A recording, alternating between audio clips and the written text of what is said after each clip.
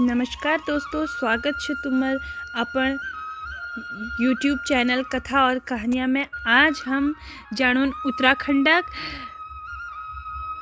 एक पर्वा बार में जे नाम छू घुघुती त्यार किले बनाए जहाँ ये बार में हम आज तुमके बतून।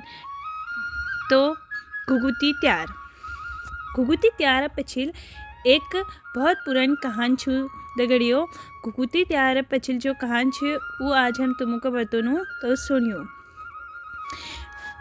उत्तराखंड राज्य के कुमाऊं में मकर संक्रांति पर घुघुतिया नाम से एक त्यौहार मनाया जाता है। इस त्यौहार की अपनी अलग ही पहचान है। त्यौहार का मुख्य आकर्षण कौवा है। बच्चे इस दिन घुघुते बनाते हैं और कौवे को खिलाते हैं। इस त्यौहार से संबंध में एक प्रचलित कथा है। ये बात उन दिनों की है जब कुमाऊं में चंद्रवंश के राजा राज्य करते थे। राजा कल्याण चंद्र की कोई संतान नहीं थी। उनका कोई उत्तराधिकारी भी नहीं था। उनका मंत्री सोचता था कि राजा के बाद राज्य मुझे ही मिलेगा। एक बार जब राजा कल्याण चंद्र सपत्नी बागनाथ मंदिर में गए और संतान के लिए प्रार्थना की तो बागनाथ की कृपा से उन्हें एक बेटा हुआ, जिसका नाम उन्होंने निर्भय चंद्र रखा। तो निर्भय चंद्र की माँ उसको प्यार से घुघुती बुलाती थी और निर्भय चंद्र के गले में एक मोतियों की माला थी जिसमें घुंघरू लगे हुए थे। इस माला से निर्भय चंद्र बहुत प्यार करता था। तो जब किसी बात पर निर्भय चंद्र जिद करता था तो उसकी माँ कहती थी, जिद न कर, नहीं तो मैं तेरी माला कौवे को दे दूंगी। उसको डराने के लिए उसकी माँ कहती थी, काले कौवे काले, घुघुती की माला खा ले। यह सुनकर कई बार कौवा आ जाता, जिसको देखकर घुघुती जिद छोड़ देता। जब माँ कौवे को बुलाती तो वो हमेशा उसको कुछ खाने के लिए दे देती। धीरे धीरे ऐसे ही घुघुती और कौवे के बीच में मित्रता हो गई। उधर मंत्री जो राजपाट की उम्मीद में लगा बैठा था, घुघुती को मारने की सोचने लगा ताकि उसको राजगद्दी मिले। मंत्री ने अपने कुछ साथियों के साथ मिलकर षड्यंत्र रचा। एक दिन जब घुघुती खेल रहा था तब वह उसे चुपचाप उठा ले गया। जब वह घुघुती को जंगल की ओर ले जा रहा था तो एक कौवे ने उसे देख लिया और जोर जोर से काव काव करने लगा। उसकी आवाज़ सुनकर घुघुती जोर जोर से रोने लगा और अपनी माला को उतार कर दिखाने लगा। इतने में सभी कौवे इकट्ठा हो गए और मंत्री और उसके साथियों पर मंडराने लगे। इस कौवा घुघुती के हाथ से माला झपट कर ले गया।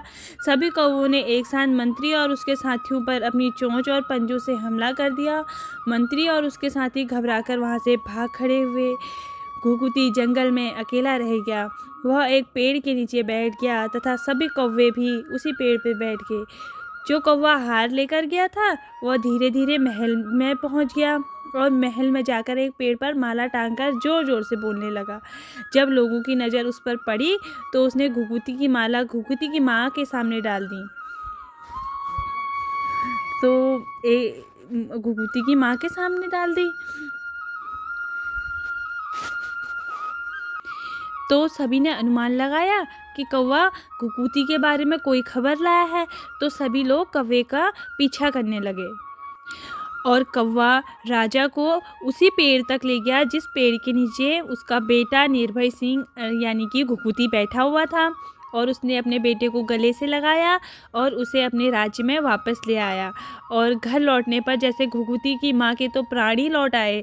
माँ ने घुघुती की माला दिखाकर कहा कि आज यह माला नहीं होती तो घुघुती जिंदा नहीं रहता। राजा ने मंत्री और उसके साथियों को मृत्युदंड दे दिया। घुघुती के मिल जाने पर माँ ने बहुत सारे पकवान बनाए और घुघुती से कहा कि ये पकवान अपने दोस्तों अर्थात मतलब कौवों को बुलाकर खिला दे।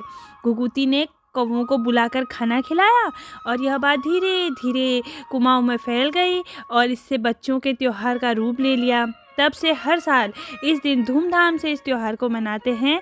इसके लिए हमारे यहाँ एक कहावत भी मशहूर है कि श्राद्धों में ब्राह्मण और उत्तरायणी को कौवे मुश्किल से मिलते हैं। मीठे आटे से यह पकवान बनाया जाता है जिसे घुघुत नाम दिया गया है। इसकी माला बनाकर बच्चे मकर संक्रांति के दिन अपने गले में डालकर कौवे को बुलाते हैं और कहते हैं, काले कौवा काले घुघती माला खाले, ले जा कौवा भात में के दीजा सुनू थाल, ले जा कौवा लगड़ में के दीजा भय बेनो दगड़, ले जा कौवा बड़ में के दीजा सुनू घड़, ले जा कौवे में के